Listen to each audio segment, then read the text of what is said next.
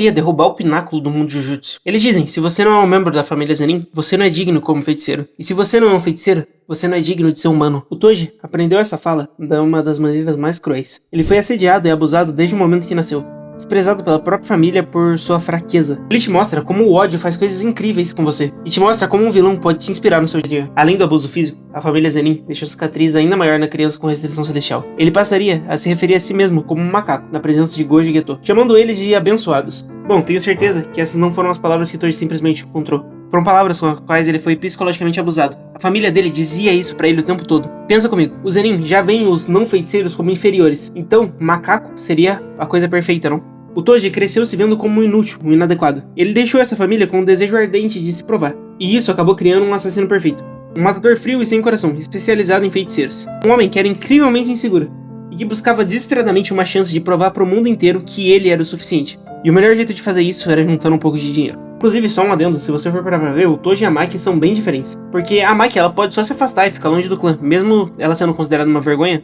Ou ela pode tentar fazer o que ela fez, mirando em derrubar o sistema e assumir a liderança do clã. Mas o Toji, ele internalizou o ódio que sua família lhe mostrou. Ele se tornou um prisioneiro da atitude e do abuso deles. Não tinha ninguém, não tinha amigos, não tinha família. Então é totalmente diferente. Ele viveu uma vida de solidão.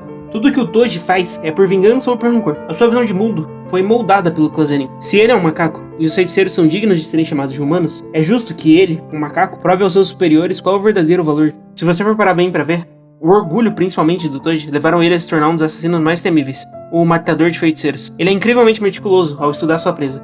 A gente vê isso nele da luta contra o Gojo. Ele não apenas conhece os 6 olhos, ele se informa sobre todas as habilidades e técnicas. Mas mais do que isso, ele sabe exatamente o que as habilidades causam. Ele trouxe ferramentas amaldiçoadas específicas para neutralizar o azul, o vermelho e os 6 olhos. O Toji elaborou um plano para sobrecarregar os sentidos de Gojo, forçando o grande feiticeiro a ficar na defensiva e obrigando a interromper sua técnica. Enquanto isso, o Toji raramente chama o Gojo pelo nome. Mais de uma vez, ele se refere ao Gojo como os 6 olhos. O Toji, ele é incrivelmente poderoso. A restrição celestial dá uma força, velocidade e sentidos sobre-humanos. Ele é um mestre tático e um mestre em inúmeras armas. Ele usou todos os recursos disponíveis para avaliar e anular o Geto em meros momentos. A batalha contra o Gojo diz tudo o que você precisa saber. Ele é um estrategista muito bom, e ele matou o Gojo temporariamente. Isso devia ter sido um triunfo gigantesco. A prova que ele precisava para superar sua insegurança. A prova de que um macaco pode derrotar um deus. E é inclusive nesse momento que ele fala. Quando ele derrota Gojo e Geto, ele se chama de macaco e o chama de abençoados. Toji tem um complexo de inferioridade criado pela família. Ele é incapaz de ver o quão talentoso ele realmente é. Incapaz de ver o quão abençoado ele é na verdade. Ele derrotou os 2 feiticeiros mais fortes vivos na época. E ainda assim, não preencheu, não satisfez. Ele queria se provar mais. Depois, o Gojo literalmente volta. E o que acontece é que aqui ele já tá lutando um outro tipo de batalha. Ele tá lutando uma briga interna, constante, e ele perde. Mas ele não tá com raiva por ter perdido. O Toji tá chateado por ter se perdido do caminho. Essa raiva, esse orgulho, eram as emoções de um homem diferente. O assassino que ele era antes de conhecer a esposa. O Toji tinha se acalmado quando conheceu a esposa. Ele abandonou seu orgulho, talvez sua esperança de sarar e construir uma vida com a mulher que ele amava profundamente mudou isso. Ele era oficialmente um novo homem. Ele renegou o nome Zenin.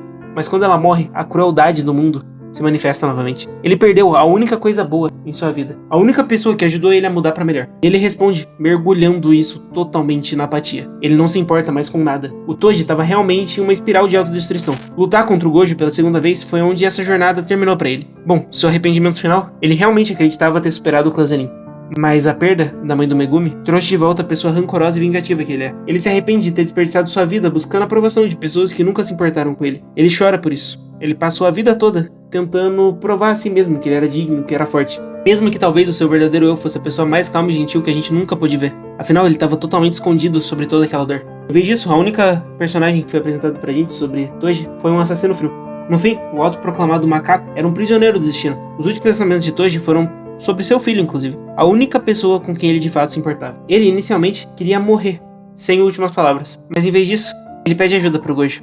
Ele engole seu orgulho e conta pro Gojo sobre o Megumi. Toji, ele respeita o Gojo. Uma parte dele acreditava que o Gojo poderia criar um Megumi melhor do que o clã Zenin. E literalmente, se você parar pra ver, o Toji deu ao seu filho o nome Megumi. Significa bênção. Ele realmente via Megumi como uma bênção em sua vida. Um presente de sua esposa, que era algo que nenhum seus genes amaldiçoados poderiam afetar. Ele confia no futuro de seu filho ao feiticeiro mais poderoso vivo. O próprio homem que o matou. Pelo menos em seus momentos finais, o Toji teve um pouco de clareza. Tanto que se a gente for olhar em sua reencarnação, ele ainda sorri e se sente orgulhoso quando ele encontra o Megumi. Ele tira a própria vida para não ter que matar seu filho. O Toji é apenas um produto desse sistema doentio de Jujutsu. Isso não justifica nada o que ele fez, mas ajuda a gente a entender um pouco do porquê. Ele morre cheio de arrependimentos. Toji, o matador de feiticeiras, recebeu uma segunda chance, e dessa vez ele deu os últimos suspiros no controle. Ele foi livre para escolher as circunstâncias da sua própria morte. Dessa vez, quase como numa licença poética, o Toji morreu como um pai orgulhoso. Bom, o que eu tinha pra falar sobre o Toji é basicamente isso. O ódio pode ser uma arma muito poderosa, mas depende de como a gente vai conseguir direcionar ele. Muito obrigado por me ver até aqui, a gente se vê no próximo vídeo.